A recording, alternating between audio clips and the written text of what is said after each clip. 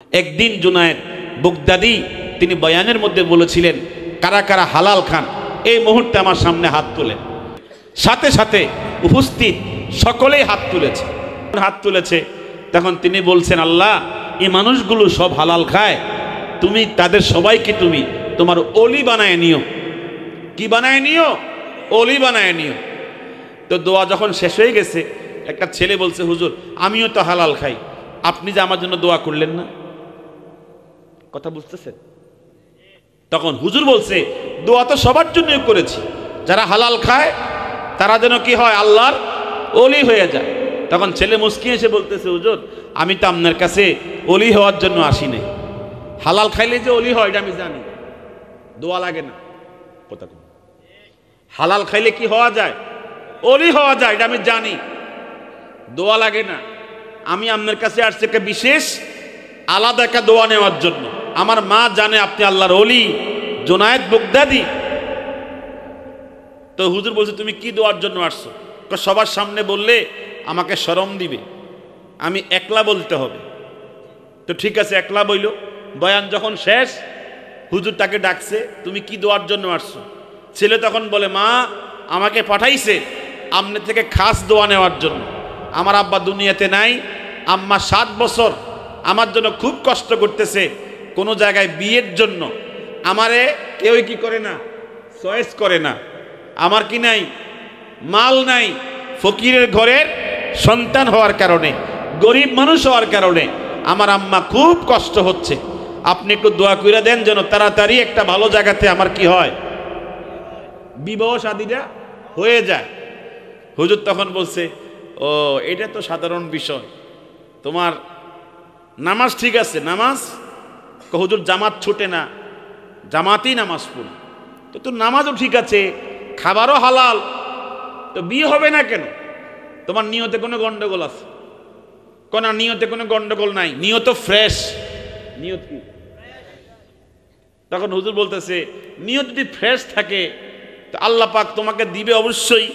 ইন্নামাল আমালু বিন্নিয়াত। ছেলে তখন বলে, হুজুর এই যে ইন্নামাল আমালু বিন্নিয়াত এটা বলছেন, এটা কি? এটা হাদিস। কোন জায়গার হাদিস? বুখারী শরীফের 1 নম্বর। কথা কোন না, কয় নম্বর? 1 নম্বর হাদিস। ঠিক আছে হুজুর, আপনি যেমনে কইছেন আমার নিয়ত তো কোনো রকমের ভেজাল নাই, আর হাদিসও যেহেতু বুখারী শরীফের, আমার ইয়াকিন হইছে দোয়া আর মিস হবে না। দোয়া আমার, খাবারও ঠিক আছে, নামাজও ঠিক আছে, যার নামাজ ঠিক তার চরিত্র ঠিক। ইন্নাস সালাতা তানহা আনিল ফাহশাই ওয়াল মুনকার। কথাটা কার? যে পাক্কা নামাজি, সঠিক নামাজি, সহি নামাজি, তার চরিত্র কি থাকে? আল্লাহ হেফাজতে রাখে, ঠিক নেই? তো হুজুর যখন বলছে, তো তোমার যখন মনে যখন কি হইছে, বিশ্বাস তৈরি হইছে, আমার দোয়াটা কবুল হইছে, ঠিক আছে, আমি আল্লাহর কাছে বলতেছি, আল্লাহ তাড়াতাড়ি একটা ভালো জায়গায় তার জন্য বন্দোবস্ত করে দাও। তো ছেলে বলতেছে, হুজুর তো ঠিক আছে, আপনি যখন দোয়া করছেন আরেকটা দোয়া করে দেন আমার জন্য, আমি যেন আমনের মতো আল্লাহওয়ালা হতে পারি।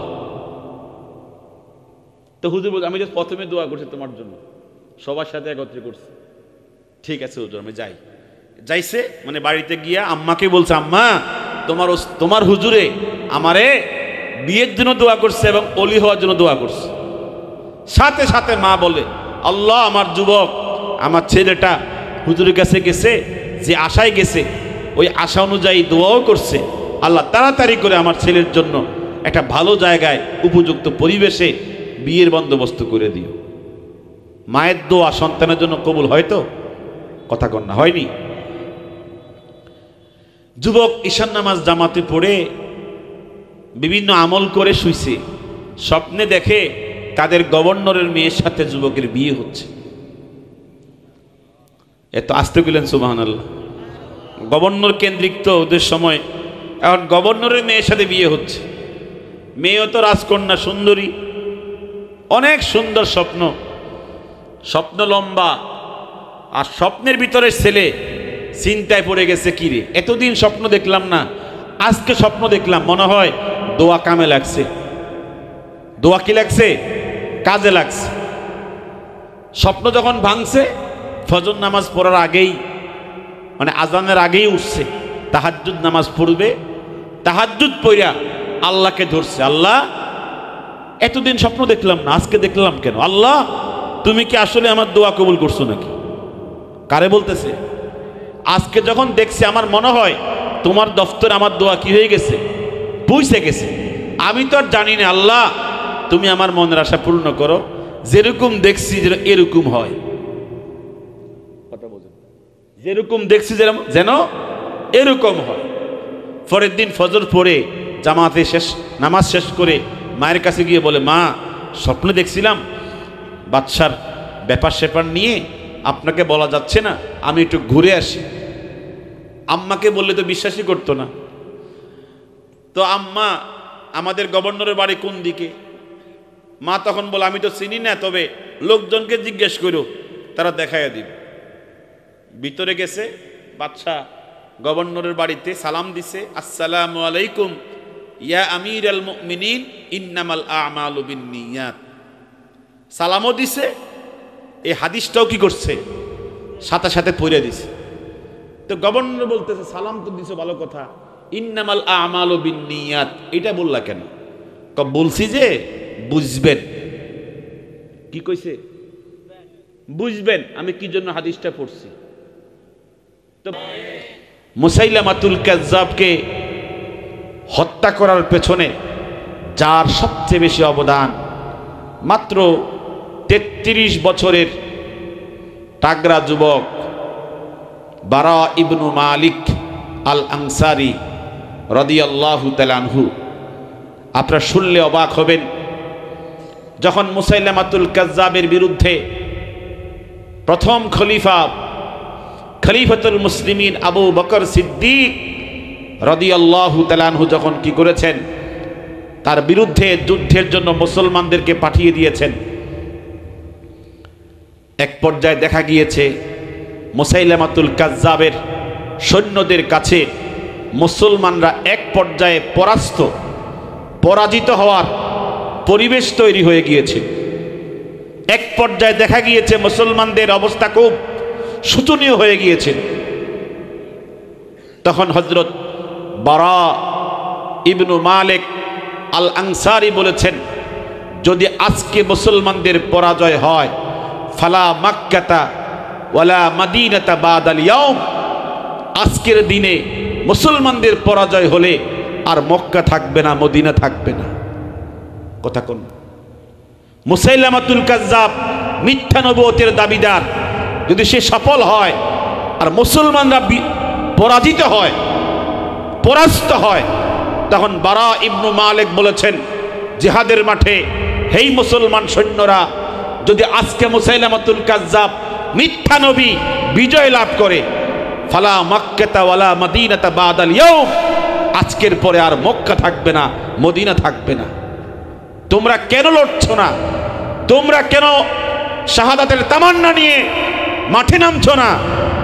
যখন মুসলমানরা শোচনীয় পরাজিত হয়ে যাওয়ার পরিবেশ তৈরি হয়ে গিয়েছিল, তখন হযরত ওমর ইবনুল খাত্তাব রাদিয়াল্লাহু তাআলা বলছিলেন, আমার বারা ইবনু মালিক কোথায়? যার গায়ে কোনো গোশত ছিল না, যার গায়ে এমন কোনো তেজস্বী স্পিরিট ছিল না, দেখলে মনে হয় তিনি একটা মানুষের বাড়িতে থাপ্পড়ে পড়ে যাবেন। কোনো গায়ে সেরকম বডি স্ট্রাকচার এত মজবুত ছিল না। তিনি অত্যন্ত ক্ষীণকায়, পাতলা দেহের অধিকারী ছিলেন। তখন তিনি ঘোড়া চালিয়ে, হাতে তরবারি হাঁকিয়ে যখন সম্মুখ পানে এগিয়ে যাচ্ছিলেন, তখন খালিদ ইবনুল ওয়ালিদ বলছেন, আমি তাকায়া দেখছি হযরত বারা ইবনু মালিকের হাতে যেদিকেই তার তরবারি পড়ছে, সেদিকে কাফের টুকরা টুকরা হয়ে যাচ্ছে।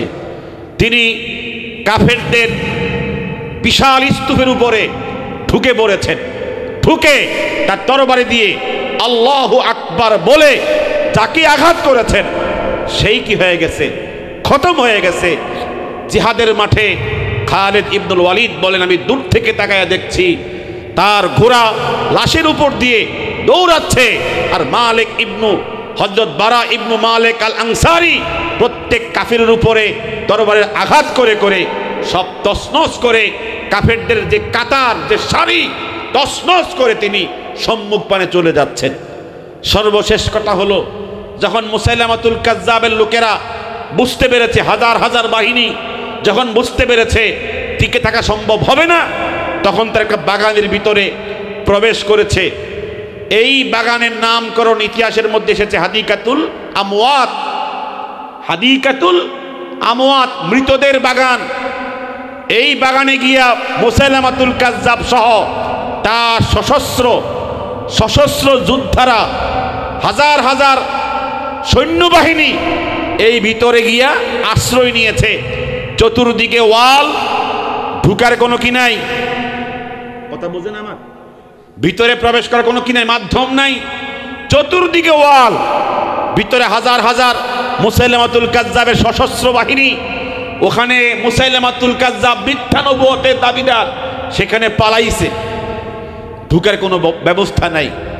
তখন হযরত বারা ইবনু মালিক আল আনসারী বলেছেন, তোমাদের কে আছে, আমাকে সাহায্য করো, আমার যে ঢাল আছে, ঢাল, এই ঢালের মধ্যে আমাকে বসাও, বসাইয়া তোমাদের যে বর্ষা আছে এই বর্ষা দিয়া উঁচু করে আমাকে ডালে বসাইয়া তাদের যে গেট, যেদিক দিয়া মেন ফটক, যেদিক দিয়া ঢুকে, এই গেটের ভিতরে আমাকে নিক্ষেপ করে ফেলে দাও, আমি ভিতরে গিয়া গেট খুলে দেব।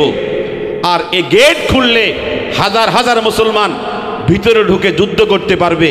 কথা বলেন, এই সাহসটা কয়জনে করতে পারে? তিনি বলেছেন, তোমরা আমাকে ডালের মধ্যে বসাইয়া এই বর্ষার আগা দিয়ে, বর্ষার অগ্রভাগ দিয়ে উত্তোলিত করে আমাকে এই গেটের ভিতরে ঢুকাইয়া দাও। অথচ গেটে তখন পাহারা দেয় শত শত সশস্ত্র যোদ্ধা মুসাইলামাতুল কাজ্জাবের। হযরত বারা ইবনু মালিক তিনি ঢালের মধ্যে বসলেন, আর সাহাবায়ে কেরাম বর্ষার আগা দিয়ে উত্তোলিত করে তাকে কি করছে, গেটের ভিতরে ফেলাই দিছে। হযরত বারা বলেন, আমি নামার পরে আমার তরবারি দিয়া যারা গেটের পাহারাদার ছিল, একটা পাহারাদার বাঁচে নাই, আমার আঘাতে সব টুকরা টুকরা হয়ে গিয়েছে।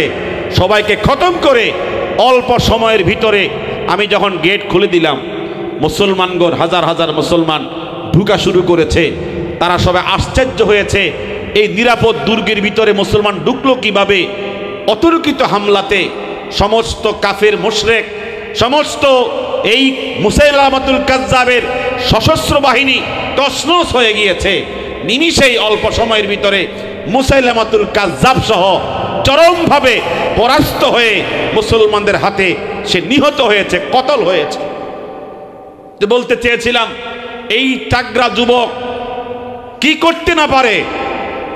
মিথ্যা নবুয়তের দাবিদারকে হত্যা করা সহ শত শত এই মিথ্যা নবুয়তের দাবিদারের যারা দোসর ছিল সবাইকে খতম করতে পেরেছে। এই জন্য যুবকরা তারাই পারে গোটা মুসলমানদের পরিবেশকে পাল্টায় দিতে। কথা বলেন না কেন? আপনারা শুনলে আশ্চর্য হবেন, নবীর একজন শ্যালক স্ত্রীর ভাই, তার নাম আব্দুল্লাহ ইবনু জাহাশ, চেনেননি তার নাম আপনারা? নবীজির স্ত্রীর নাম জয়নব বিনতে জাহাশ। হুজুরের স্ত্রীর নাম কি? জয়নব বিনতে জাহাশ। আমাদের মা, তার আপন ভাই আব্দুল্লাহ ইবনু জাহাশ।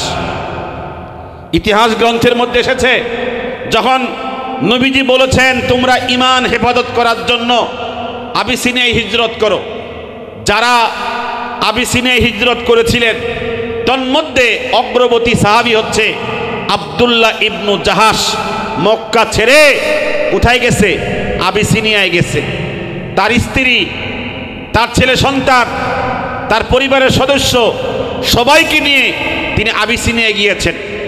আবার যখন নির্দেশ আসলো যে মক্কা থেকে হিজরত করে মদিনায় যাওয়া লাগবে, হযরত আব্দুল্লাহ ইবনু জাহাশ সবচেয়ে বেশি বড় কাফেলা, সবচেয়ে বেশি সংখ্যক হিজরতকারী, তিনি কি করেছেন?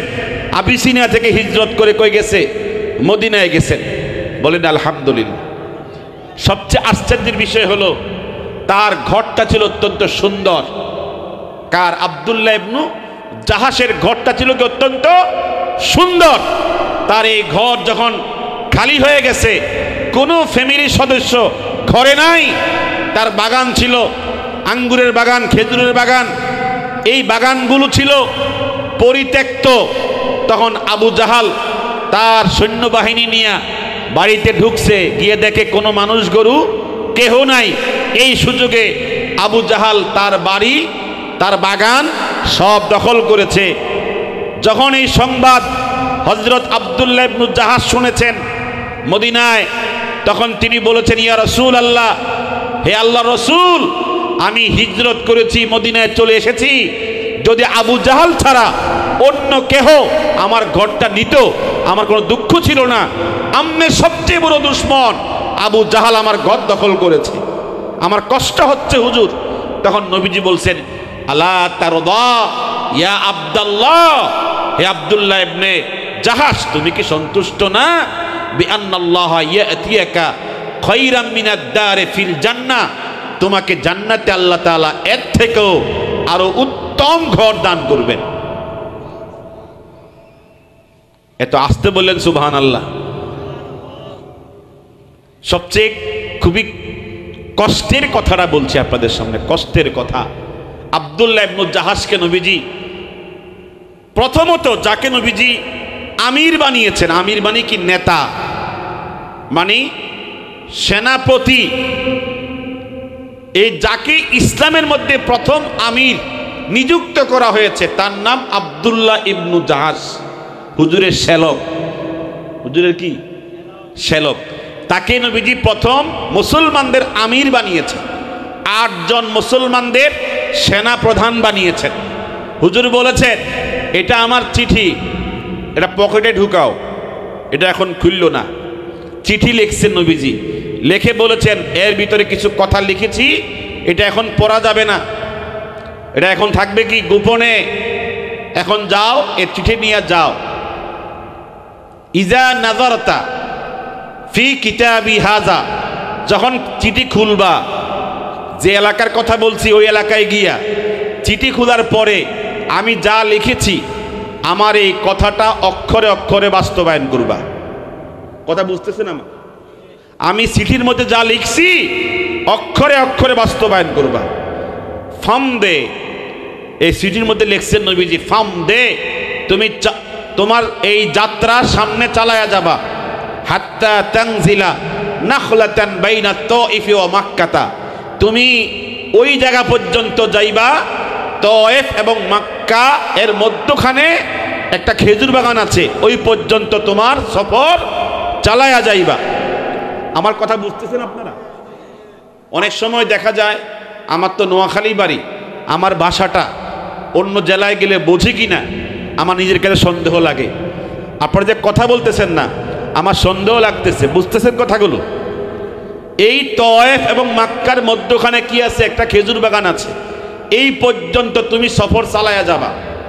সেখানে গিয়া তুমি ফাতারসাদ বিহা কুরাইশান, ওইখানে গিয়া কুরাইশ মানে মক্কার কুরাইশ লোকেরা, মক্কার লোকেরা মদিনাতে আক্রমণ করার জন্য কোন রকমের কি করবে? রুট ম্যাপ করবে, প্ল্যান পরিকল্পনা করবে। তাদেরকে তুমি সেখানে পাইবা। কাদেরকে পাইবা? মক্কার শিয়ানা, যারা শিয়ানা মদিনাতে আক্রমণ করবে, মুসলমানদের ক্ষতি করবে, এরকম কিছু শিয়ানা পাইয়ে যাবা। তো নবীজি আল্লাহ পাক জানায় দিছে, এই শিয়ানারা কি করবে? সেখানে রুট ম্যাপ, প্ল্যান পরিকল্পনা করবে।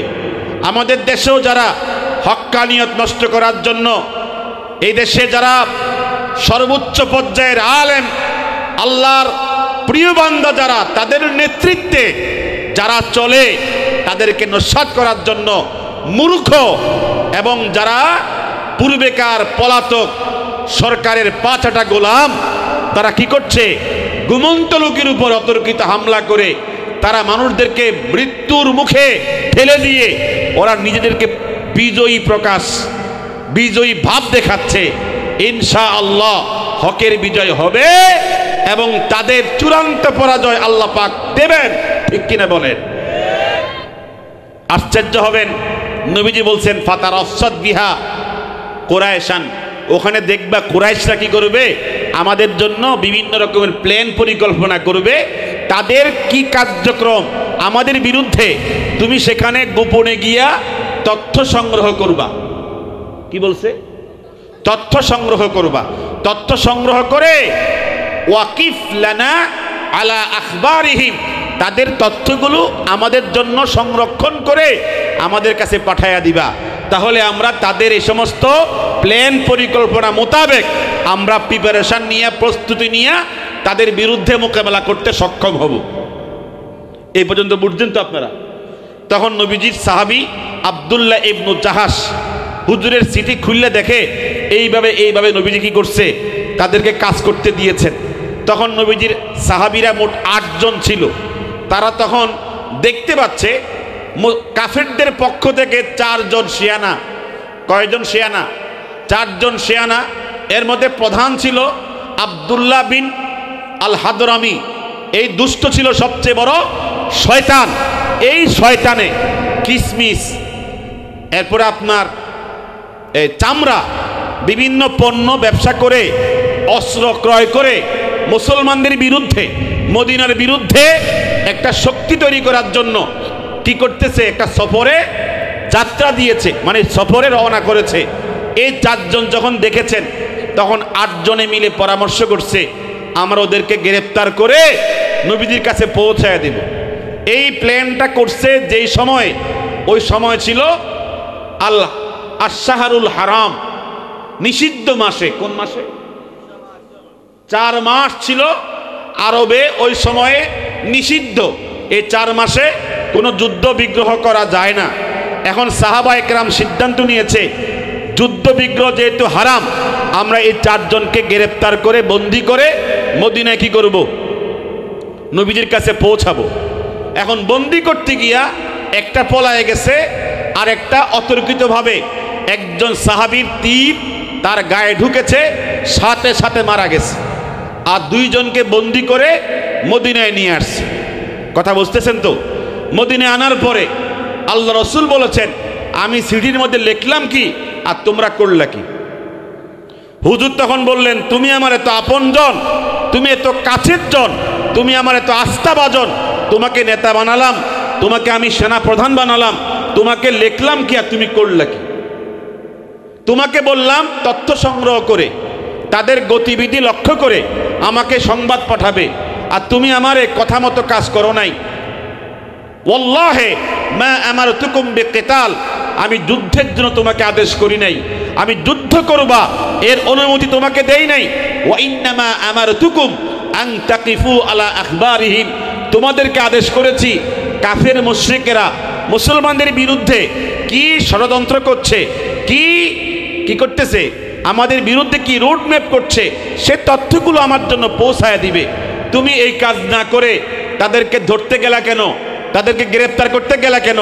তোমাকে তো আমি গ্রেফতার করতে বলি নাই। করছি? কথা বলেন, করছি? তোমাদের এই কাজটা, আমি তোমাদের প্রতি সন্তুষ্ট না।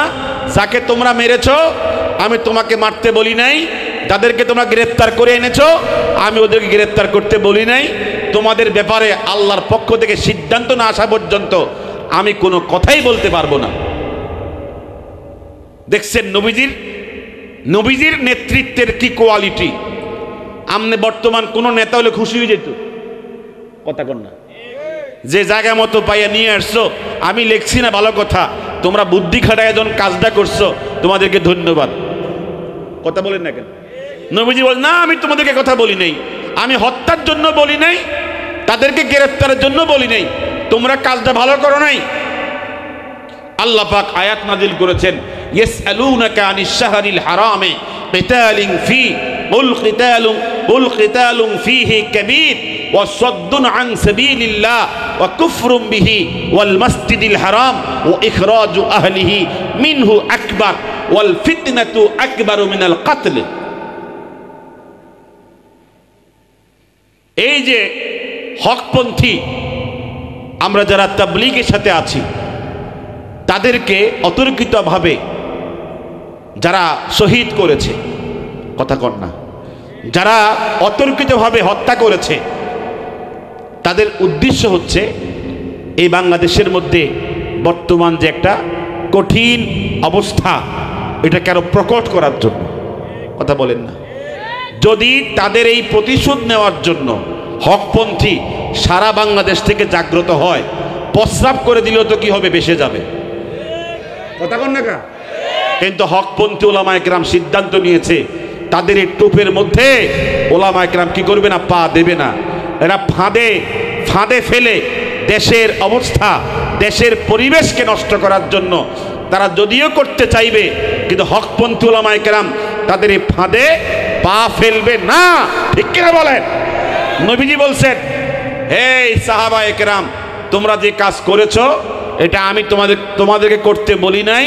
তোমরা অবশ্যই এমন কাজ করেছো যেটা শাহরুল হারাম, নিষিদ্ধ মাসে এই কাজ করা অত্যন্ত গর্হিত কাজ। আমি তোমাদেরকে সমর্থন করতে পারি না যতক্ষণ আল্লাহর পক্ষ থেকে সিদ্ধান্ত না আসবে। এখন দেখেন, অনেক দিন পর্যন্ত আব্দুল্লাহ ইবনে জাহাশ বলেন, আমার সাথে সাহাবায়ে কেরাম কথাবার্তা বন্ধ করে দিয়েছে। আমার দুনিয়াটা ওয়াদাকাত আলাইহিমুল আরদু বিমা রহবাত, দুনিয়া এত বিস্তীর্ণ, এত প্রশস্ত, তারপরেও গোটা দুনিয়া আমাদের জন্য সংকীর্ণ হয়ে গিয়েছিল। তখন আমরা অপেক্ষায় ছিলাম আল্লাহর পক্ষ থেকে কি সিদ্ধান্ত আসে। এরপরে যখন আয়াত নাজিল হলো, ইয়াসআলুনাকা আনিশ শাহরিল হারাম, আপনাকে প্রশ্ন করবে যে হারাম মাসে, 4 মাস হারাম মাস, এই মাসে কাউকে হত্যা করলে এর কি হবে? তখন নবীজি আপনি বলে দেন, কুল কিতালুম ফীহি কাবীর, হারাম মাসে, নিষিদ্ধ মাসে হত্যা, যুদ্ধ করলে এটা অবশ্যই কিসের কাজ? অন্যায় কাজ। কথা বলেন, কি কাজ? অন্যায় কাজ। তবে ওয়াসাদ্দুন আন সাবিলিল্লাহ, তবে এর থেকে বড় অন্যায় হলো আল্লাহর পথে যারা বাধা দেয়, হক পথে যারা বাধা দেয়, এটা সবচেয়ে আরো বড় অন্যায় কাজ। ওয়া কুফরুম বিহি, আল্লাহর পথ যারা স্বীকার করে না, আল্লাহর রাস্তা যারা কি করে? অস্বীকার করে। আল্লাহর সাবিল, আল্লাহর তরিক, আল্লাহর রাস্তা যারা অস্বীকার করে, এটা আরো অনেক বড় অন্যায় কাজ। ওয়াল মসজিদিল হারাম, এবং যারা মসজিদে হারামে, বাইতুল্লাহ যারা থাকতে দেয় না, মক্কা থেকে মানুষদেরকে বের করে দেয়, ও ইখরাজু আহলিহি মিনহু, আর যারা বাইতুল্লাহ থেকে যাদেরকে বের করে দেওয়া হয়েছে, মদিনার দিকে পাঠিয়ে দেওয়া হয়েছে, এই অপরাধ যারা করেছে আকবার, এটা আরো বড় পাপের কাজ। এরপর আল্লাহ পাক বলে, ওয়াল ফিতনাতু আকবারু মিনাল কাতলে, আর মানুষ হত্যা করা, আর মানুষের মাঝে বিভ্রান্তি ছড়িয়ে দেওয়া, ফিতনা তৈরি করা, এটা আকবারু মিনাল কাতলে, হত্যা থেকেও বড় পাপ। ঠিক নেই? হত্যা থেকেও বড় পাপ। আমি ভূমিকাতে আপনাদের কাছে কথাগুলো বলেছি, বর্তমান যে পরিবেশ বিরাজ করছে, আমরা যেন সতর্ক থাকি, সাবধান থাকি। শুধুমাত্র একজন ডাক দিবে তার পেছনে আমরা ছুটব না। আমাকে ডাকছে কি জন্য? আমি কি সত্যির পথে যাচ্ছি নাকি মিথ্যার পথে যাচ্ছি? এটা হিসাব নিকাশ করে আমাদের কাজ করতে হবে। আল্লাহ পাক সকলকে সেই বুঝ দান করেন। আমরা সবাই বলেন আমিন। আপনাদের মাঝে আমি বয়ান করার জন্য, নসিহা হিসাবে একটু কথা বলার জন্য 20 থেকে 25 মিনিট কথা বলব। যদি আপনারা সকলে বসেন মনোযোগের সাথে। আমি মনে করেছি আপনারা অনেক কষ্ট হয়েছে, বেশিক্ষণ কথা বললে আপনাদের অসুবিধা হবে, এই জন্য আমি সংক্ষেপ কথা বলব।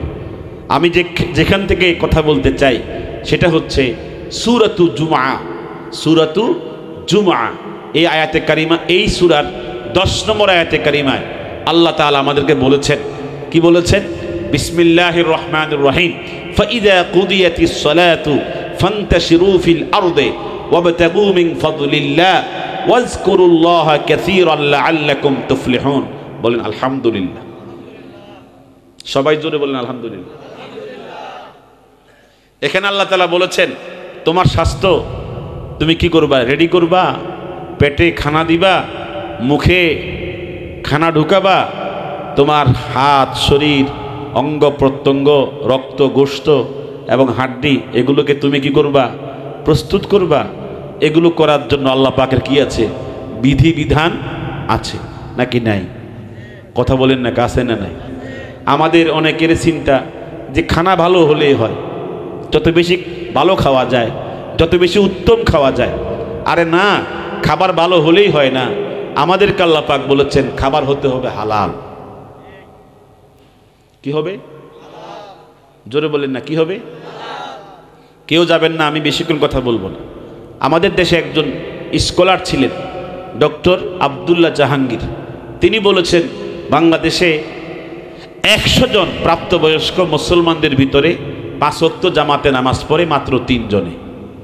আরও লিখেছেন তিনি বাংলাদেশে হালাল খানা খায়। তিনি আজ থেকে 12-13 বছর আগে লিখছে, এখন হয়তো বাড়তে পারে, যে বাংলাদেশে হালাল খানা উপার্জন করার জন্য মেহনত করে 10 জন, 100 কয়জন, আর বাকি 90 জন কি খায়? হারাম খায়। তাহলে এই যে ওয়াজ মাহফিল, এই যে আমাদের মসজিদ, মাদ্রাসা, ইমাম, খতিব, পীর, মাশায়েখ মেহনত করতেছে, এত মেহনতের পরে আপনারা বলেন তো দেখি, যদি আমাদের হারামি খানা হয়, ইবাদত বন্দেগী যাবে আল্লাহর কাছে? সবাই কন্যা যাবে? ইমাম আহমদ ইবনে হাম্বল তিনি তার মুসনাদ গ্রন্থের 14,441 নম্বর হাদিসে নবীজির হাদিস উল্লেখ করেছেন। কি বলেছেন নবীজি? লা ইয়াদখুলুল জান্নাতা লাহমুন, ওই শরীর, ওই দেহ, ওই বডি জান্নাতে যাবে না। নাবাতা মিন সুহতিন, যে বডির গোশত, হাড্ডি, রক্ত হয়েছে হারাম খেয়ে। কি আলহামদুলিল্লাহ কইবেন? কি কইবেন আপনারা? হারাম খেয়ে যার শরীর বেড়েছে ওই শরীর জান্নাতে যাবে না। আন্নারু আউলা বিহি, ওই শরীরের জন্য উত্তম জায়গা হচ্ছে জাহান্নাম। জোরে করে নাউজুবিল্লাহ। এই জন্য আমার নবীজি বলেছেন কানজুল উম্মালের 9331 নম্বর হাদিসে, যে তলাবু কাসবিল হালালে ফরিদাতুন বাদাল ফরিদা, যে নামাজ পড়া যেরকম ফরজ, তদ্রুপ উপার্জন হালাল করা এটা এক ধরনের ফরজ। নাকি নফল? কথা কোন নফল? এই জন্য ইমাম মুসলিম তার সহিহ গ্রন্থের 1015 নম্বর হাদিসে একটা হাদিস উল্লেখ করেছেন। নবীজি বলেছেন ইন্নাল্লাহা তাইয়্যিব, আল্লাহ তাআলা পবিত্র, লা ইয়াকবালু ইল্লা তাইয়্যিবা, আল্লাহ তাআলা বান্দার পক্ষ থেকে পবিত্র ছাড়া কোনো জিনিস কবুল করেন না। করেন? কি বলেন? করেন? লা ইয়াকবালু ইল্লা তাইয়্যিবা। ওয়া ইন্নাল্লাহা আমারাল মুমিনিন কামা আমারা বিহিল মুরসালিন। সুম্মা তালা ইয়া আইয়ুহার রাসূল কুলু মিনাত তাইয়্যিবাত ওয়া আমালু সালিহা ইন্নী বিমা তা'মালুনা আলীম। ওয়া ক্বালা ইয়া আইয়ুহাল্লাযীনা আমানু কুলু মিন তাইয়্যিবাতি মা রাযাকনাকুম ওয়াশকুরু লিল্লাহ ইন কুনতুম ইয়্যাহু তা'বুদুন।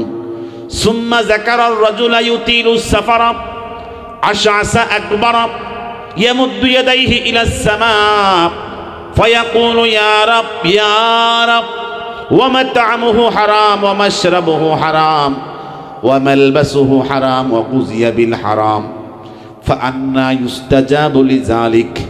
জবান খুলে কন্যা নাউযুবিল্লাহ।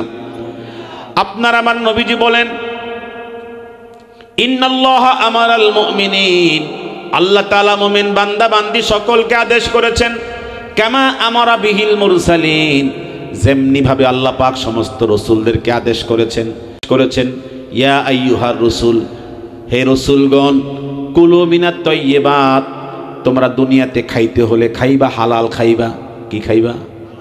সবাই কথা বলেন না, কি খাইবা? কুলু মিনাত তাইয়্যিবাত, হালাল খাইবা। ওয়া আমালু সালিহা, হালাল খেয়ে খেয়ে ইবাদত বন্দেগী করবা। ইন্নী বিমা তা'মালুনা আলীম, তোমরা কয় টাকা হালাল কয় টাকা হারাম উপার্জন করো প্রত্যেকটা আমি জানি। আল্লাহ তাআলা মুমিন বান্দা বান্দিকে বলেছেন ইয়া আইয়ুহাল্লাযীনা আমানু, হে ঈমানদার বিশ্বাসীগণ, কুলু মিন তাইয়্যিবাতি মা রাযাকনাকুম, আমি তোমাদেরকে যে সমস্ত হালাল রিজিক দিয়েছি সেখান থেকে খাও।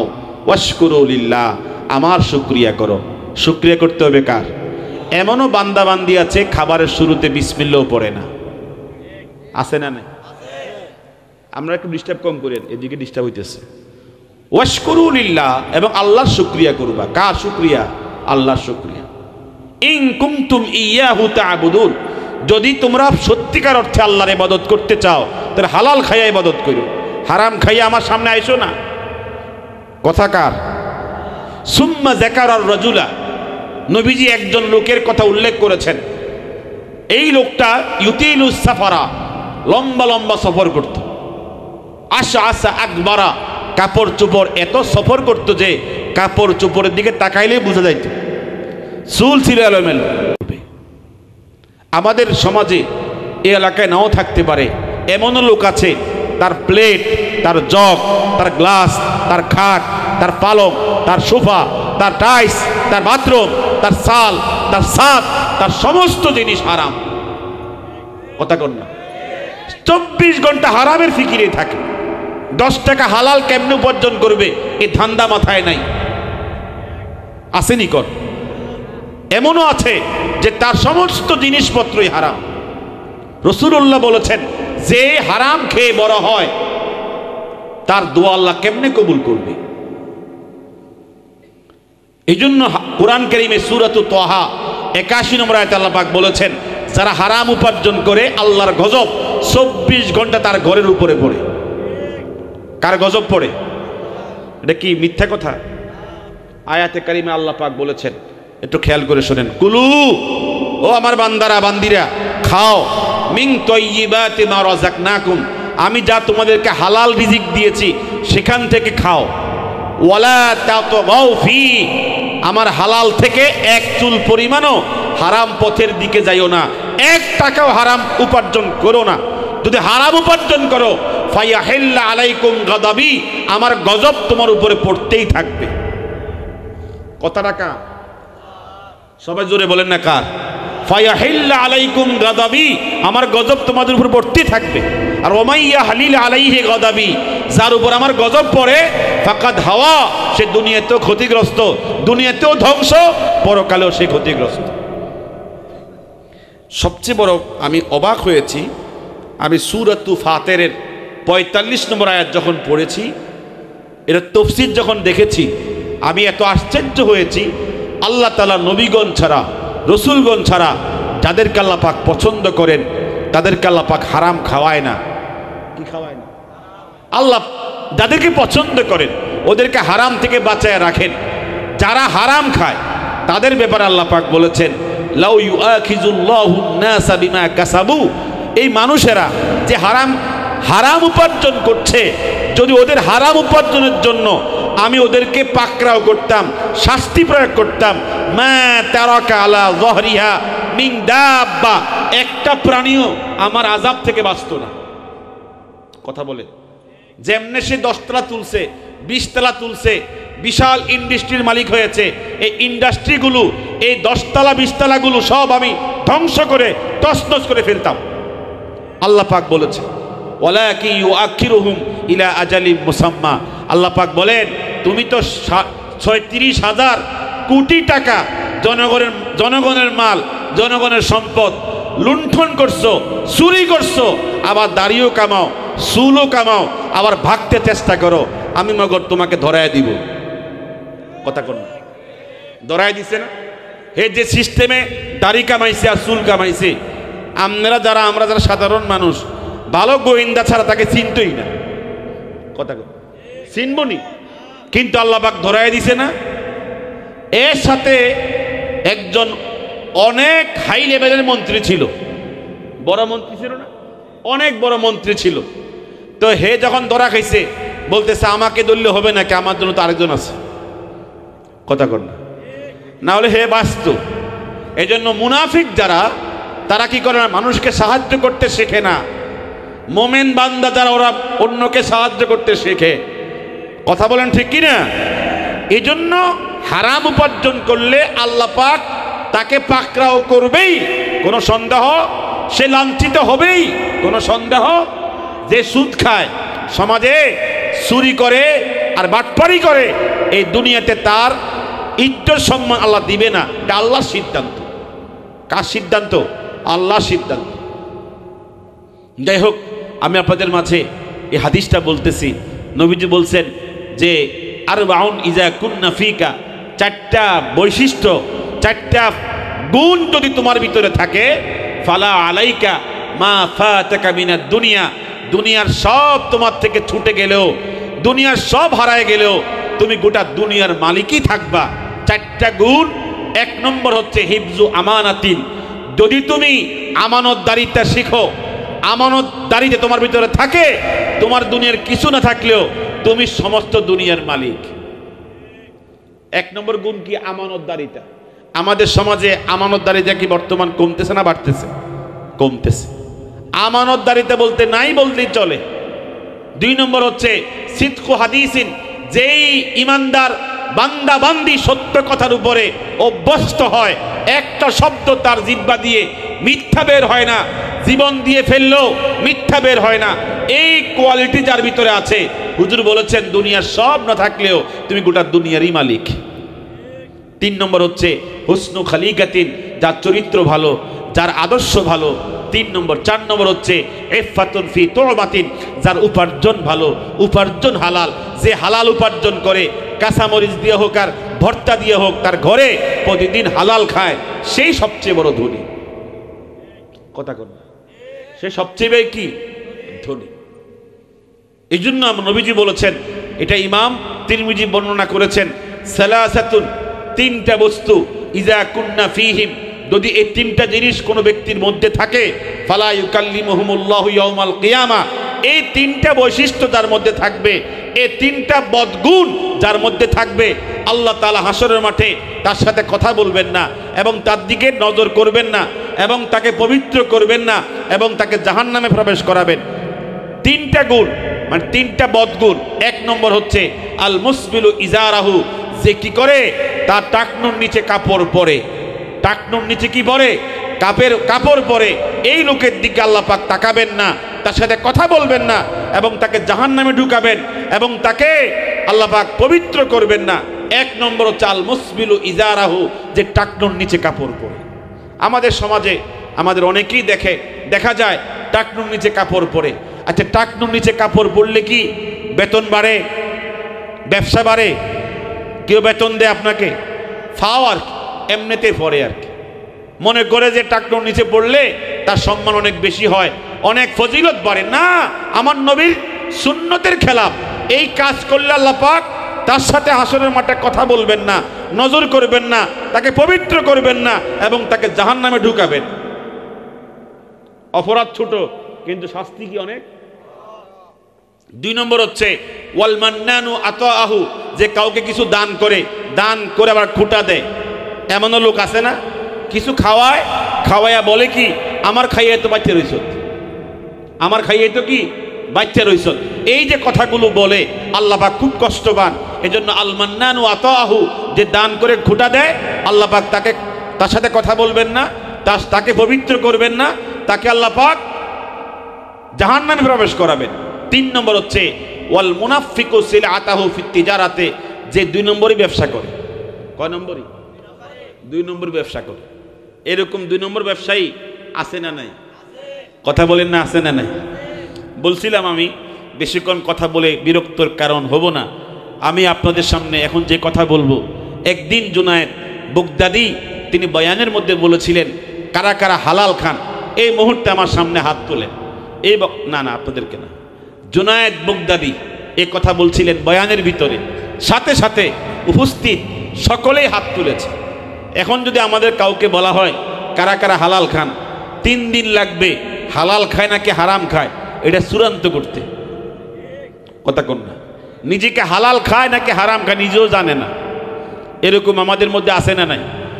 তো সবাই যখন হাত তুলেছে, তখন তিনি বলছেন, আল্লাহ, এই মানুষগুলো সব হালাল খায়, তুমি তাদের সবাইকে তুমি তোমার ওলি বানায় নিও। কি বানায় নিও? ওলি বানায় নিও। তো দোয়া যখন শেষ হয়ে গেছে, একটা ছেলে বলছে, হুজুর, আমিও তো হালাল খাই, আপনি যে আমার জন্য দোয়া করলেন না। কথা বুঝতেছেন? তখন হুজুর বলছে, দোয়া তো সবার জন্যই করেছি, যারা হালাল খায় তারা যেন কি হয়, আল্লাহর ওলি হয়ে যায়।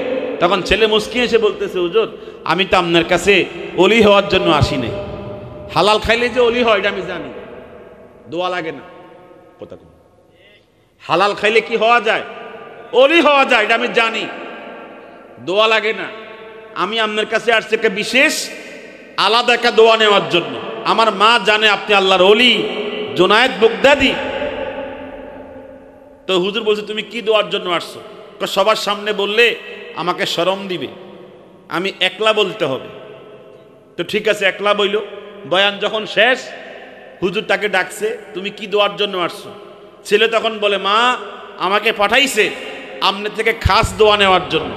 আমার আব্বা দুনিয়াতে নাই, আম্মা 7 বছর আমার জন্য খুব কষ্ট করতেছে কোনো জায়গায় বিয়ের জন্য।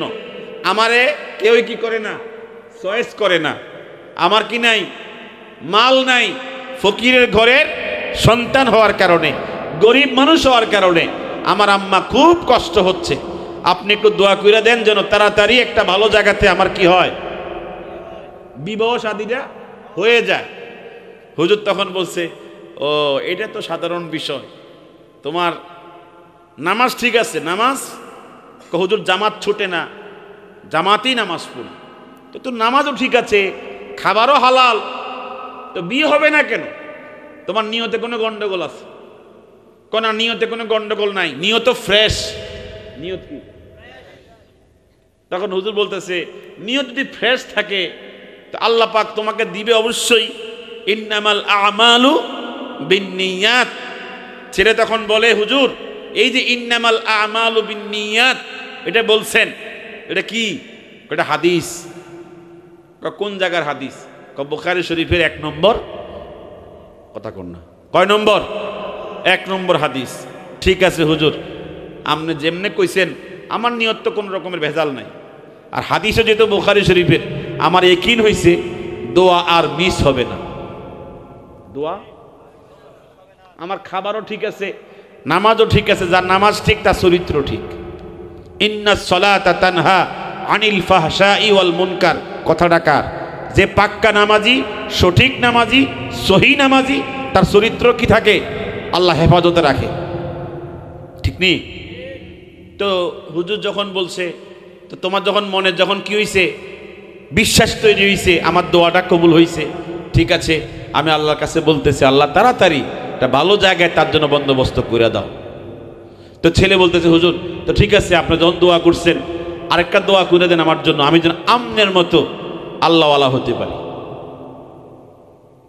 তো হুজুর বলছে, আমি যে প্রথমে দোয়া করছি তোমার জন্য, সবার সাথে একত্রে করছি। ঠিক আছে হুজুর, আমি যাই। যাইছে মানে বাড়িতে গিয়া আম্মাকে বলছে, আম্মা তোমার হুজুরে আমারে বিয়ের জন্য দোয়া করছে এবং অলি হওয়ার জন্য দোয়া করছে। সাথে সাথে মা বলে, আল্লাহ আমার যুবক, আমার ছেলেটা হুজুরের কাছে গেছে, যে আশায় গেছে ওই আশা অনুযায়ী দোয়াও করছে। আল্লাহ তাড়াতাড়ি করে আমার ছেলের জন্য একটা ভালো জায়গায় উপযুক্ত পরিবেশে বিয়ের বন্দোবস্ত করে দিও। মায়ের দোয়া সন্তানের জন্য কবুল হয়তো? কথা কন না, হয়নি? যুবক ঈশান নামাজ জামাতে পড়ে বিভিন্ন আমল করে শুইছে, স্বপ্নে দেখে তাদের গভর্নরের মেয়ের সাথে যুবকের বিয়ে হচ্ছে। এত আস্তে গেলেন সুবহানাল্লাহ। গভর্নর কেন্দ্রিক তো ওদের সময়, এখন গভর্নরের মেয়ের সাথে বিয়ে হচ্ছে। মেয়েও তো রাজকন্যা, সুন্দরী, অনেক সুন্দর স্বপ্ন, স্বপ্ন লম্বা। আর স্বপ্নের ভিতরে ছেলে চিন্তায় পড়ে গেছে, কিরে এতদিন স্বপ্ন দেখলাম না, আজকে স্বপ্ন দেখলাম, মনে হয় দোয়া কামে লাগছে। দোয়া কি লাগছে? কাজে লাগছে। স্বপ্ন যখন ভাঙছে, ফজর নামাজ পড়ার আগেই, মানে আজানের আগেই উঠছে, তাহাজ্জুদ নামাজ পড়বে। তাহাজ্জুদ পড়া আল্লাহকে ধরছে, আল্লাহ এতদিন স্বপ্ন দেখলাম না, আজকে দেখলাম কেন? আল্লাহ তুমি কি আসলে আমার দোয়া কবুল করছো নাকি? কারে বলতেছে? আজকে যখন দেখছি আমার মনে হয় তোমার দফতর আমার দোয়া কি হয়ে গেছে, পৌঁছে গেছে। আমি তো আর জানি না, আল্লাহ তুমি আমার মনের আশা পূর্ণ করো, যেরকম দেখছি যেন এরকম হয়। কথা বলছেন, যেরকম দেখছি যেন এরকম হয়। পরের দিন ফজর পড়ে জামাতে নামাজ শেষ করে মায়ের কাছে গিয়ে বলে, মা স্বপ্নে দেখছিলাম বাদশার ব্যাপার স্যাপার নিয়ে, আপনাকে বলা যাচ্ছে না, আমি একটু ঘুরে আসি। আম্মাকে বললে তো বিশ্বাসই করতো না। তো আম্মা আমাদের গভর্নরের বাড়ি কোন দিকে? মা তখন বলে আমি তো চিনি না, তবে লোকজনকে জিজ্ঞেস করো, তারা দেখাইয়া দিবে। ভিতরে গেছে, বাদশা গভর্নরের বাড়িতে সালাম দিছে, আসসালামু আলাইকুম ইয়া আমির আল মুমিনিন ইন্নামাল আমালু বিন্নিয়াত। সালামও দিছে, এই হাদিসটাও কি করছে সাথে সাথে পড়ে দিছে। তো গভর্নর বলতেছে সালাম তো দিছো ভালো কথা, ইন্নামাল আমালু বিন্নিয়াত এটা বললা কেন? বলছি যে বুঝবেন। কি কইছে? বুঝবেন আমি কি জন্য হাদিসটা পড়ছি। তো বাচ্চা মনে করছিল মেন্টালিটির সমস্যা, যে কথাবার্তা বেশ কম, বুঝা যায় তার মাথায় কি আছে, সমস্যা আছে। তো বাচ্চা কয় বুঝবেন, বুঝলাম না। বুঝবেন, সময় হলে বুঝবেন কেন হাদিসটা আমার এই সালামের মধ্যে ঢুকাইছি, পরে বুঝবেন। তো বাচ্চা বলছে তুমি নাস্তা খাইছো? না নাস্তা খাই নাই। বসো আমার সাথে নাস্তা খাও। নাস্তা খাইতেছে আর ছেলে ভাবতেছে এত সুন্দর নাস্তা জীবনে তো দেখি নাই, যদি এইরকম বাচ্চা গভর্নরের ঘরে জীবনে জামাই হইতে পারতাম, খানা পিনার কি অভাব পড়তো না। ভিতরে ভিতরে সংকল্প করতেছে আমি যে উদ্দেশ্যে আসছি বলবো নাকি বলবো না। যদি রিক্সা ড্রাইভারের ছেলে কোনো এলাকার চেয়ারম্যানের মেয়েকে গিয়ে প্রস্তাব দেয়, চেয়ারম্যান সাহেব আমি তো অমুক রিক্সা ড্রাইভারের রিক্সা চালকের কি ছেলে, আপনার মেয়ের জন্য প্রস্তাবের জন্য আসছি, মাটিত পড়বো একটা কথা কোন, মাটিত পড়বো নি। ছেলে চিন্তা করতেছে আমি কেমনে বলি। যাক, তারপরে সিদ্ধান্ত নিছে। যখন খাবার শেষ হয়েছে বাচ্চা বলতেছে কি প্রয়োজনে আসছে। ছেলে তখন বলে আপনার মেয়ে কয়জন? ডাইরেক্ট ফ্যামিলিতে হাত দিছে। কথা কোন, কোথায় হাত দিছে? মেয়ে কয়জন? মেয়ে 3 জন, 2 জনের বিয়ে হয়েছে 2 বাচ্চার ছেলের সাথে, আর একটা উপযুক্ত। অনেক প্রস্তাব, একটা সিটিং, একটা মদখোর, একটা জুয়াখোর, একটা বেনামাজি, একটা হারামখোর, সব দুষ্ট। ভালো নামাজি, আল্লাহওয়ালা, ফরহেজগার, হালাল খোর একটাও পাইছি না। বুঝছি, ও হেটাই হলো ইন্নামাল আমালু বিন্নিয়াত, মানে ওই মহিলার দিকে টার্গেট করছে। কথা বুঝতেছেন আমার? তো বাচ্চা গভর্নর বলতেছে আমার মেয়ে কেমনে ইন্নামাল আমালু বিন্নিয়াত? বুঝবেন। কি বলে? বুঝবেন, বুঝবেন। পরে বাচ্চা বলে তোমার কাছে কোনো প্রস্তাব আছে নাকি? এই প্রস্তাবের জন্য তো আসছি। কোন বাচ্চার ছেলে? হুয়াল ফকির ইবনুল ফকির, হেতো ফকির, তার 14 গোষ্ঠীও ফকির। তাই নাকি? তো ছেলে কি করে?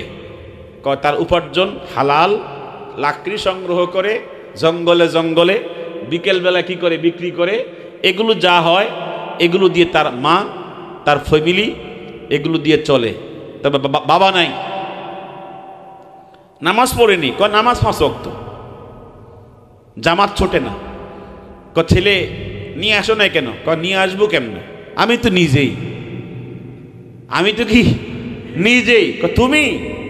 মাশাআল্লাহ। তো তার চেহারার দিকে তাকাইয়া বুঝা গেছে তার কি আছে, তাকওয়ার কিছু আলামত আছে। মুত্তাকি চিনে, চোর চিনে, গুন্ডায় চিনে, সন্ত্রাস চিনে। কথা কন না কেন? গুন্ডার লগে গুন্ডার সম্পর্ক, শয়তানের সাথে শয়তানের সম্পর্ক। কথা বলেন না কেন? আর তাকওয়াবানের সাথে তাকওয়াবানের সম্পর্ক। তাকে চিন্না তার চেহারা থেকে বুঝছে ছেলে মাশাআল্লাহ ভালো, পরহেজগার, চরিত্রবান। তখন বলছে মাশাআল্লাহ আমি আসলে মূলত ভালো জামাই পাচ্ছিলাম না, নেককার জামাই পাচ্ছিলাম।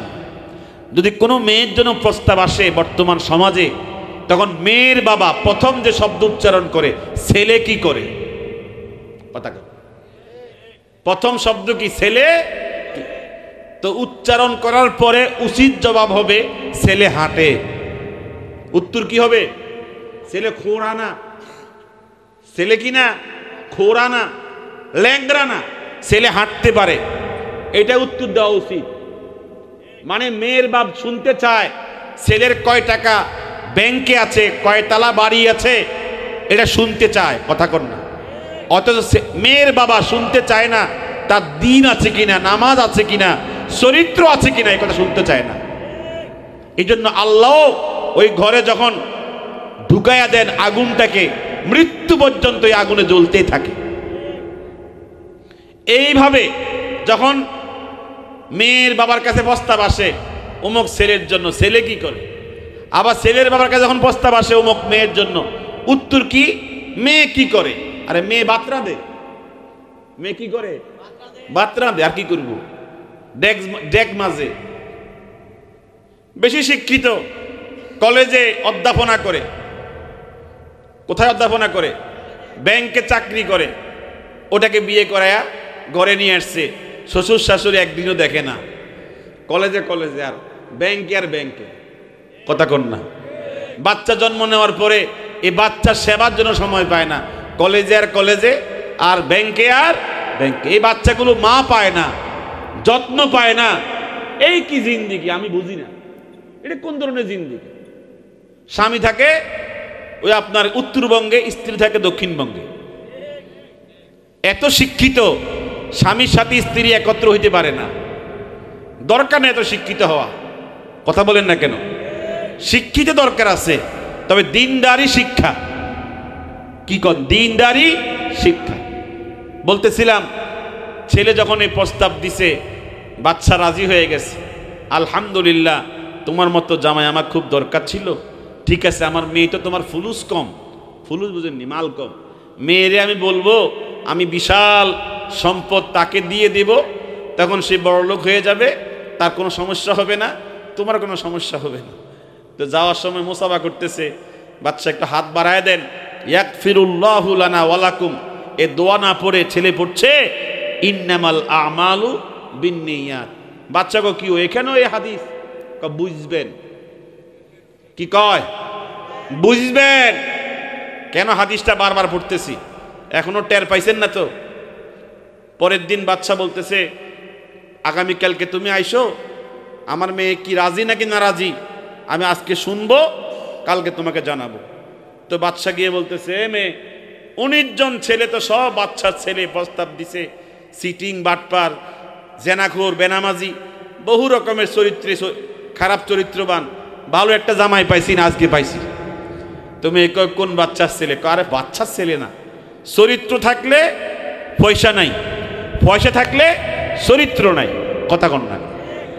এখন এর একটু টাকা পয়সা কম আর কি, হুয়াল ফকির ইবনুল ফকির। তাই নাকি? তা আপনি কি বলছেন? আমি বলছি তোর যেহেতু নামাজ ঠিক আছে, চরিত্র ঠিক আছে, উপার্জন ঠিক আছে, আমি রাজি, তাকে আগামীকালকে আসতে বলছি।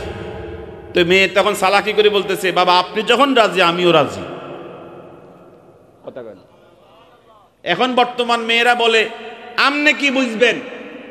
আপনি ওল্ড মডেল, আমি নিউ মডেল, কথা কন না? আপনি আমার ভবিষ্যৎ কি বুঝবেন? আমার কাছে একটা ফতোয়া আসছিল, মানে এই সেটিংয়ে বলছে আজকে রাত্রে আমার তিনটায় পালায়া যাব, প্রেমিক প্রেমিকা আর কি। তো 3টায় পালায়া যাবে, মেয়ের মোবাইলে তো সেটিংয়ে দিয়ে রাখছে 3টায় পালাবে, সিএনজি নিয়ে আসবে, অমুক অমুক জায়গায় থাকবে। তুমি কি করবা? রাতের 2:30টায় ঘুম থেকে জাগবা, সব কিছু প্রস্তুত করিয়া ছাদে উঠবা। ছাদে উঠার পরে ওই যে সুপারি গাছ আছে ছাদের সাথে, এই সুপারি গাছ দিয়ে নামবা, আমি তোমাকে ধরবো, আমার দুইজনে গো, দুইজনে কি গো। এই প্ল্যান করে রাখছে। পরে রাত্রে খুব সাবধানে উঠছে, ব্যাগ ড্যাগ নিয়ে, সবাই ঘুমাইতেছে, 3টা বাজে। আস্তে দরজা যেন আওয়াজ না হয়, খুব আস্তে খুলছে। খুললে কি করছে? ছাদে গেছে। সুপারি গাছ তো জীবনে বাইছে না, কথা কর না? জীবনে সুপারি গাছ বাইছে না। যখন নামতে গেছে ঠাস করে নিচে পড়ে গেছে। তো নিচে পড়ে একটা আওয়াজ হয়েছে, আওয়াজের সাথে মা, এই কি হয়েছে কি হয়েছে কি হয়েছে? মা জাগছে, ভাইয়েরা জাগছে, পিছনে গিয়ে দেখে হাতও ভাঙছে, পাও ভাঙছে, আর হে সিএনজি নিয়ে ফলায় গেছে। এই জন্য ওয়ামা কারু ওয়ামা কার আল্লাহ ওয়াল্লাহু খাইরুল মাকিরিন। তোমরা চক্রান্ত করো, তোমাদের চক্রান্তের থেকে আল্লাহ চক্রান্ত অনেক উত্তম, কথা কন না কেন? এই সমস্ত 2 নম্বরই পথে যারা হাঁটে, বলে আমার আব্বা কি বুঝবে, আমার ভবিষ্যৎ নিয়ে আমার আম্মা কি বুঝবে, অল্পতে ফাইক্কা যায়। এমন লোক আছে না নাই? অল্পতে পাইকা যা, আব্বা আম্মা থেকে বেশি বুঝে। ছেলে প্রস্তাব দেওয়ার পর মেয়ে রাজি হয়ে গেছে। তা আব্বাকে বলতেছে, বাবা তার কতটুকু গায়ের হিম্মত। মূলত আজকে আমি এই কথা বলতাম না, মূলত হালাল উপার্জনের জন্য যদি কেউ অটুট অবিচল থাকে, আল্লাহ পাক তাকে কিভাবে সাহায্য করেন এটা এক্সাম্পল দিতেছি, একটু মনোযোগ দিয়ে শোনেন। কষ্ট হচ্ছে না? তারপর একটু শেষ করতেছি, মনোযোগ দিয়ে শোনেন।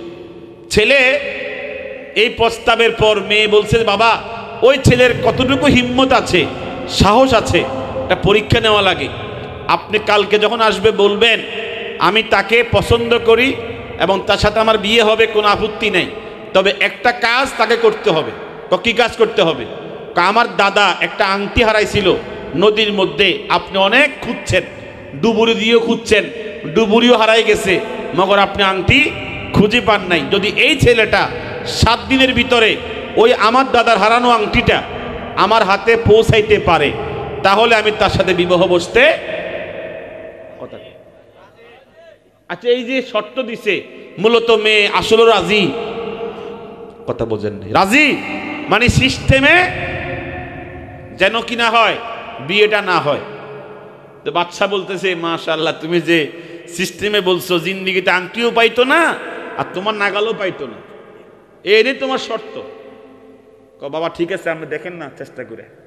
পরের দিন ছেলে আসছে, বলতেছে আমার মেয়ে তো রাজি হইছে, বিয়ে কবে হবে? বিয়ে কবে হবে? তোমাকে একটা কাজ দিছে, এটা আমার মাথা ঘুরে গেছে শোনার পরে। তোমারে বলছে 7 দিনের ভিতরে আমার বাবার আংটি কি করতে হবে?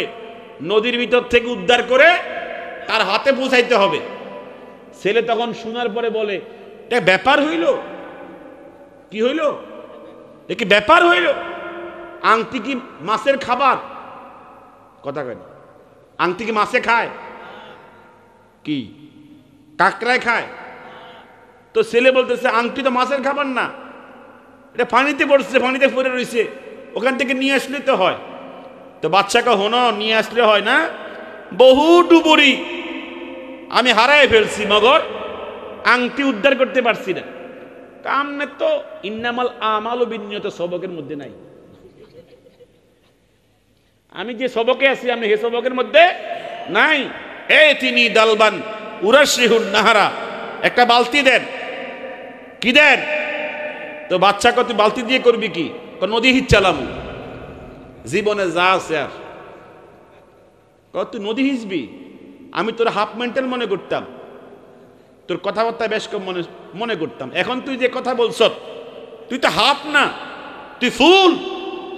ছেলে তখন বলে আমি ফুল হলে আমনে ডবল ফুল। আমনে কেমনে কইলেন 7 দিনের ভিতরে এত বিশাল নদীর থেকে আংটি উদ্ধার করার জন্য? আমনেও ফুল, আমনের মেয়েও ফুল, আমারে দোষারোপ করেন না, তাড়াতাড়ি দেন বালতি। তো বাচ্চাকে ফাগলে কোথায় বলবো, দে বালতি ধরাই দে। ফাআল্লাকাহু আলা উনুকিহি, ছেলে বালতি নিচে নিয়ে কাঁধে ঝুলাইছে, ঝুলাই বলতেছে জীবনে আর যা আছে যাই, দেখি না চেষ্টা করলে কি অসুবিধা আছে? লাইসা লিল ইনসানি ইল্লা মা সাআ, চেষ্টা ছাড়া বান্দাকে আল্লাহ কিছু দেয়? কথা বলেন না যে কিছু দেয়? ওলি হইতেও কি লাগে? চেষ্টা লাগে। আল্লাহর প্রিয় হতেও চেষ্টা লাগে, এমনিতে ওলি হওয়া যায় না। তো বালতি নিয়া ফাওয়ামাশা ইলান নাহার, নদীর দিকে হাঁটতেছে। কোন দিকে? ওয়াকালা ইন্নামাল আমালু বিন্নিয়াত, ইন্নামাল আমালু বিন্নিয়াত, জিকির করতেছে। কোন হাদিসের জিকির? ইন্নামাল আমালু। ফেরেশতারা দেখ দেখ, ছেলে বালতি কান্দে ঝুলাইছে, আল্লাহ দেখে না? কি মাতেন না যে আপনারা দেখেনি? দেখ আমার নবীর হাদিস পড়তেছে, সামনে দেখ কি করে। তো নদীর কাছে গিয়ে আংটি বালতিরা রাখছে মাটিতে, রাখিয়ে বলতেছে এত ফানি, এত বড় নদী, আমি ফানি হিসতে আইছি। আয় হায় আল্লাহ, এত ফানি কি আমার দ্বারা সম্ভব? শোনেন, আল্লাহরে কইতেছে, আল্লাহ ফানি হিসমু 7 দিন, দায়িত্ব আমার 7 দিন দিছে, আমি কোনো 7 বছর পানি হিসতাম না। কদিন হিসমু? 7 দিন সময় দিছে, হিসমু 7 দিন, এটা আমি জানি 7 দিনে পানি কোনো কিছুই কি হবে না, কমতো না। তবে আমার এটা জানা আছে, আংটিটা কোথায় আছে তুমি জানো? কথা কোন? যদি 7 দিন পানি হিসার ভিতর দিয়া আমি আংটি পাই আর তার হাতে পৌঁছাইতে পারি, আমি বুঝবো জুনায়েদও ঠিক, হাদিসও ঠিক, আমার নিয়তও ঠিক, আমার মাও ঠিক, আমার হালাল খাওয়াও ঠিক, আমার নামাজও ঠিক। কথা কোন? যদি না পাই, যদি আস্তে কেন জোরে বলেন, যদি, তাহলে বলবো মাইকিং করে, তখন তো আর মাইক ছিল না, মানে সিস্টেম করে কইছে রে, আজানে কেমন দিয়ে বলবো জুনায়েদ ভণ্ড, হাদিস জাল, আমার যা ইবাদত বন্দিগি আসলে কামের কাম হইছে না। এখন তুমি দিবা নাকি দিবা না? কারে কইতেছে? কথা বলে না, কারে? আল্লাহকে। মানে যদি আপনি ধরতে পারেন শক্ত করে, রাজি করাইতে পারেন, আল্লাহ পাক দিবেন, কোনো সন্দেহ? আল্লাহ পাক বলেছেন উদউনি আস্তাজিব লাকুম, আমাকে ডাকো আমি তোমাদের ডাকে সাড়া দেবই, কোনো সন্দেহ?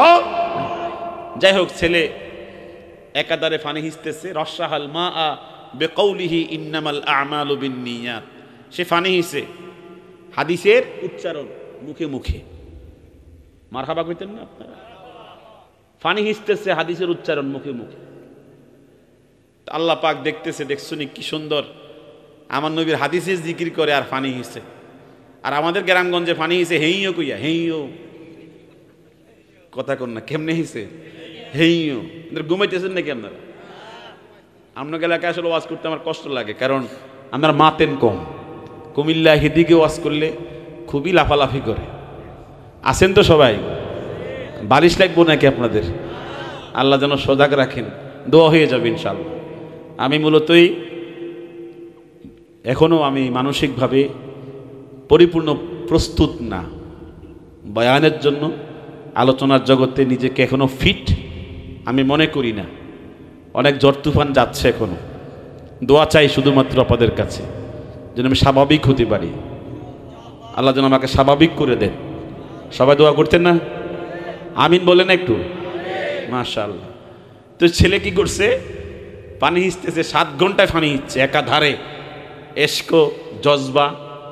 তো খিদার যন্ত্রণায় দাঁড়াইতে পারতেছে না, আর তাকায়া দেখতেছে কি রে, পানি তো কমতেছে না, কি জানি হয়, কি জানি হয়।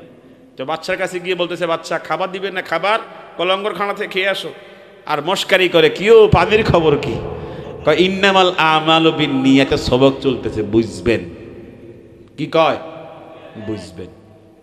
যাই হোক, এখানে লম্বা কথা শর্ট করে ফেলতেছি। বাকিয়াত সাআতানে, আসলে কয় ঘন্টা? আর 7 দিনের মধ্যে 2 ঘন্টা বাকি আছে, আর 7 দিন শেষ হয়ে গেছে। এই টাইমে আল্লাহ তাআলা তাকে লাস্ট পরীক্ষার জন্য শয়তান পাঠাইছে। দেখি না শয়তানের ধোকায় সে প্রতারিত হয় কিনা, নাকি সে কামিয়াব হয়। শয়তান এ বলতেছি, রে তুই 7 দিন পানি হিসলি, একটু পানি কমলো না, আংটি পাওয়ার কোনো আলামতও মিলল না, তোরে কে কইছে পানি হিসনের জন্য? উঠ। কে কয়? এরকম শয়তান ইবলিস আমাদের কাছে আসেনি? মাঝে মাঝে আসেনি? আজান যখন হবে দেখবেন, ফজরে আজান হচ্ছে, আগের ঘুম আর পরের ঘুমের পার্থক্য আছে। পরের ঘুমে খুব মজা, কথা কন না, খুব ইমানদার বুঝতে পারে এটা শয়তান মজা লাগাইতেছে। তো ছেলে বলতেছে, কি রে এতদিন কেউ আমাকে ডিস্টার্ব করলো না, এ ডিস্টার্বটা করে কে? সে বলতেছে, শোনো আর হিচ্ছু না, Odoo Odoo Odoo, Junaid bond, হাদিস জাল, আর লাভ কি? সময় তো প্রায় শেষ। যাও মানুষের কাছে গিয়ে বলো জুনায়েদ কি? বন্ড, হাদিস কি?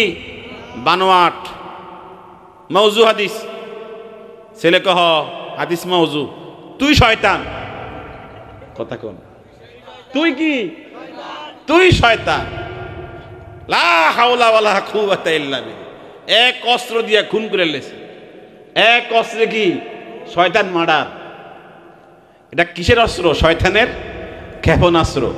আল্লাহ পাক বলে, দেখছনি শয়তান ফাইল না তো, এক কালেমা দিয়া শয়তান মার্ডার। আল্লাহ পাক খুশি হয়ে গেছে, রহমতের জরিয়ায় জোশ মেরে গেছে। এই ফেরেশতা, আর দেরি করিস না, আর দেরি করিস না। আমার যুবক বান্দা আমার পরীক্ষায় সফল হয়েছে, কামিয়াব হয়েছে, শয়তান পরাস্ত হয়ে গেছে। এই আংটি দিয়ে কইতেছে, ওই ফেরেশতা যাও ওইটা ধইরা গৈসা মাইজা বালতির ঢুকাইয়া দে। অসম্ভব যখন কোনো বান্দার মাধ্যমে সম্ভব হয়ে যায় তখন তার নাম কারামাত। কথা কোন ঠিক কিনা? ওলি আল্লাহদের কারামত সত্য। এই জন্য আহলুস সুন্নাত ওয়াল জামাতের আকীদা হচ্ছে কারামাতুল আউলিয়ায়ে হক, সমস্ত ওলিদের কারামত সত্য, ঠিক কিনা?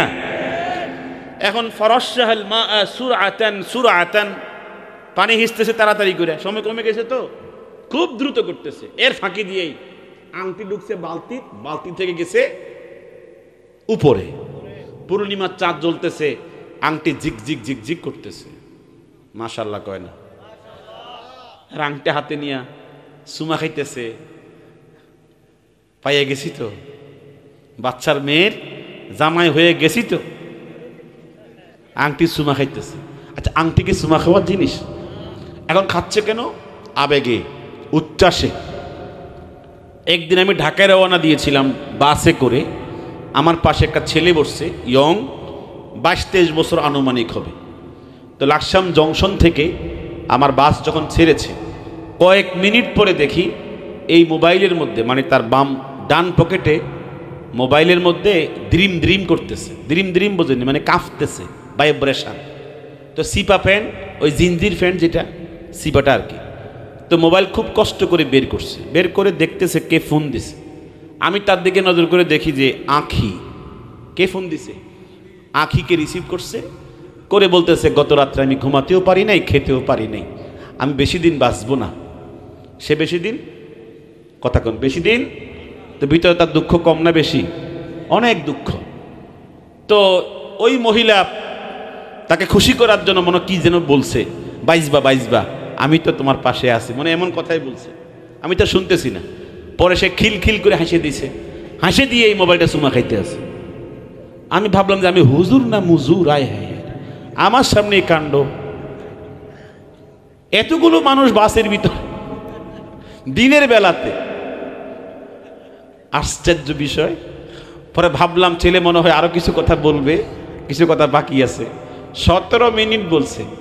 আমাদের লাকসাম থেকে লালমাই, বাগমারা, লালমাই কিছু সীমানা আছে। লালমাই যখন গেছে মোটামুটি 17 মিনিট বলছে। আমার তসবিহ তাহলিল ছাড়া তোর কোনো কাজ নাই, সময়টা গুনতেছি কতক্ষণ হচ্ছে।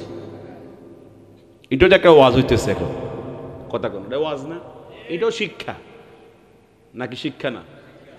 পরে আর কতক্ষণ বলন যায়, এটা দেখতাম শেষ করতে না করতে বাম পকেটে আরেক মোবাইল বাজতেছে, দ্রিম দ্রিম করতেছে।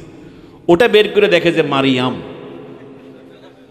এটাকে মারিয়াম, ওটাকে রিজেক্ট করতেছে, মানে ক্যান্সেল। এখন বলা যাচ্ছে না, ব্যস্ত, আই এম বিজি, ডান হাতের মোবাইল দিয়ে ব্যস্ত।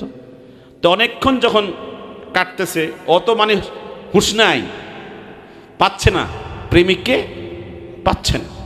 তো অনেকক্ষণ পরে ধরছে, এই আমি ছিলাম বিজি, তুমি দেখো না আমি তোমার ধরতে পারতেছি না, আমি ব্যস্ত ছিলাম।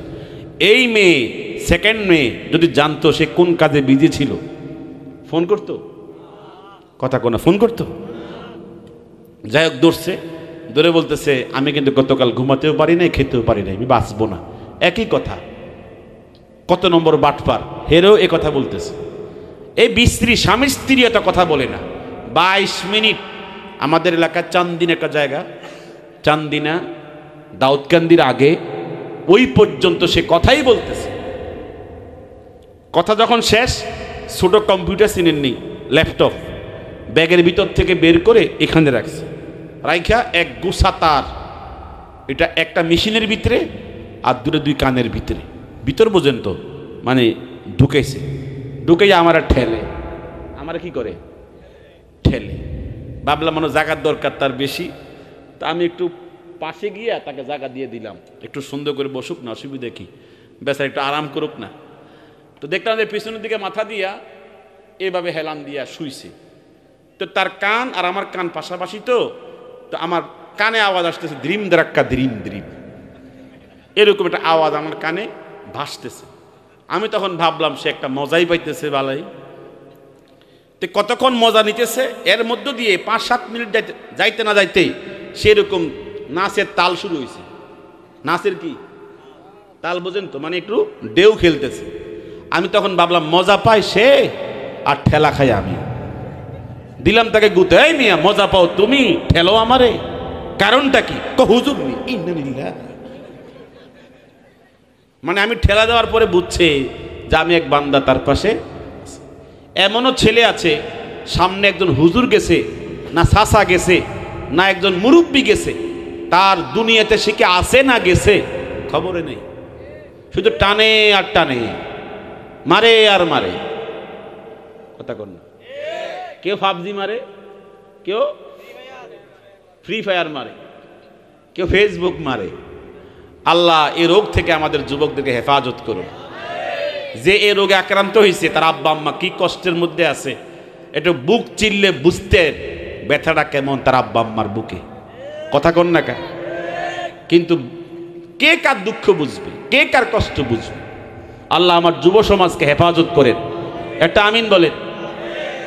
কত মেয়ের সাথে এই 3 মাস একজনের সাথে করে, আবার বাদ, আবার 3 মাস আরেকজনের সাথে, আবার বাদ।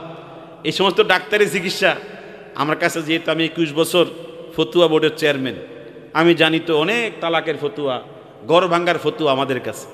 এজন্য বহু রোগে আক্রান্ত পুরা সমাজে, মানে স্বামী স্ত্রীর যে সমস্ত অসুবিধাগুলো সব আমাদের কাছে আছে। এইগুলো তো আর ডাক্তারের কাছে যায় না। কথা কোন? ঘর ভাঙ্গার কি কেস কি ডাক্তারে শুনবে? এটা আমরা শুনি। 3 ছেলে বউ তালাক, 2 ছেলে স্বামী আরেকজনের সাথে পরকিয়া করে চলে গেছে বলে থুইয়া। কত রকমের ঘটনা ঘটতেছে চরিত্র না থাকার কারণে, আল্লাহর অনুশাসন না থাকার কারণে। এই কথা বলেন না কেন? ছেলে যাক, এখন শেষ করে ফেলতেছি, বেশি লম্বা হয়ে গেছে। আমি আসলে হালাল উপার্জনের ফজিলতের কথা বলতে গিয়ে কথা টানছিলাম। ছেলে গিয়ে বলছে, বাচ্চা এই যে আপনার আংটি, বাবার আংটি। তো ছেলে আংটিটা হাতে নিয়ে বলতেছে, দেখি তো খোদাই করে আমার বাবার নাম তো লেখা, এটা তো নকল না, বাদের আংটি না, আমার বাবার আংটি, তুই পাইলি কেমনে? ছেলে কো ইন্নামাল আমালু বিন্নিয়াত। কইছিলাম না বুঝবেন? কথা কোন? কইছিলাম না বুঝবেন? তখন বাচ্চা বলে, তুই যে খাঁটি আল্লাহর ওলি, আর কোনো সন্দেহ আমার নাই। তোকে অনেক কষ্ট দিয়েছি, হাফ মেন্টাল ফুল মেন্টাল অনেক শব্দ উচ্চারণ করেছি। ওলি ছাড়া এই গভীর এই বিশাল নদীর ভিতর থেকে আংটি উদ্ধার করে আনার ক্ষমতা কারো ছিল না। তোকে আল্লাহ পাক সে বেলায়েত দিয়েছে বলে তুই পেরেছ। যা, আর কোনো কথা নাই। আমার মেয়ে এখন যাবে কোন দিকে? মেয়ের কাছে গিয়ে বলতেছে, তুমি কি ওয়াদা খেলাপ করবা? কেমনে? আমি কোনো ওয়াদা খেলাপ করব না। আপনি তো বলেছেন আমাকে সম্পদ দিয়ে দিবেন, দিলেই তো হয়, রাজপুত্র হয়ে যাবে। শেরওয়ানি মাথায় মুকুট পইরা 1 মাস পরে বিবাহ, কাজী সাহেব রেডি, বিবাহ পড়াবেন। ছেলে বলতেছে, লা হাওলা ওয়ালা কুওয়াতা ইল্লা বিল্লাহ, বিয়ে আজকে হবে না। বাচ্চা, আমাকে হাফ মেন্টাল মনে করছো, আমাকে তুমি ফুল মেন্টাল মনে করছো। তোমাকে বলছিলাম না বুঝবেন, কি বলছিলাম? বুঝবেন। আজকে বুঝছেননি? কি বুঝতাম? বলছে যে আমি একদিন বয়ান শুনছি, জুনায়েদ বলেছে নিয়ত পাল্টাও, সব পাল্টে যাবে। নিয়ত সহি করো, সব সহি হয়ে যাবে। খাবার ঠিক করো, হালাল খাও, সব ঠিক হয়ে যাবে। আজকে একটা মাত্র ওয়াজ শুনেছি, ইন্নামাল আমালু বিন্নিয়াত। এই কথায় আমাকে তোমার জামাই বানায় দিয়েছে, আর আমার বিয়ের দরকার নাই। তোমার মেয়েকে 19 জন রাজার ছেলের সাথে যাকে পছন্দ তার সাথে দিয়ে দাও। আমি ওই হুজুরের সাথে থাকবো, তার খেদমত করে আমি আল্লাহর বেলায়েত হাসিল করব। গভর্নর বলতেছে, না, তুমি যেদিকে যাও আমার মেয়ে তোমার অপেক্ষায় থাকবে। তুমি অলি হও আর কুতুব হও, আমার মেয়ে তোমাকে ছাড়া কোথাও দেওয়া হবে না। এই জন্য বলতে চেয়েছিলাম, হালাল খাবেন, হালাল পথে চলবেন, নিয়তে গন্ডগোল রাখেন না। সামনে এক কথা পিছার এক কথা, এরকম আছে না কিছু লোক, সামনে একটা পিছনে আর একটা। একবারে সরলভাবে জীবনযাপন করবেন, দেখবেন আল্লাহ দুনিয়াতেও বরকত দিবে, পরকালেও বরকত দিবে। আল্লাহ পাক আমাদের সকলকে কবুল করুন, হালাল রুজি রোজগারের তৌফিক দান করুন। বিশেষ করে বর্তমান যে ফিতনার জামানা, যে বিশৃঙ্খলা চলতেছে, আমাদের দেশকে হেফাজত করুন। সকল চক্রান্ত থেকে আমাদের দেশকে আল্লাহ পাক আমান সালাম নসিব করুন। জোরে বলেন আমিন। আমি দোয়া চেয়ে আর লম্বা চূড়া করছি না। বিশেষ করে আমি এখানে আসার পরেও শুনেছি প্রবাসী যারা থাকেন তারা অনেক কষ্ট করেন, এই মাহফিলকে অনেক গুরুত্ব দিয়ে থাকেন। আল্লাহ পাক প্রবাস জীবনে যারা আছেন সকলকে সহি সালামতে রাখেন, সবাই একটু আমিন বলেন। আস্তাগফিরুল্লাহ রাব্বি মিন কুল্লি যামবিন ওয়া আতুবু ইলাইহি লা হাওলা ওয়ালা কুওয়াতা ইল্লা বিল্লাহ।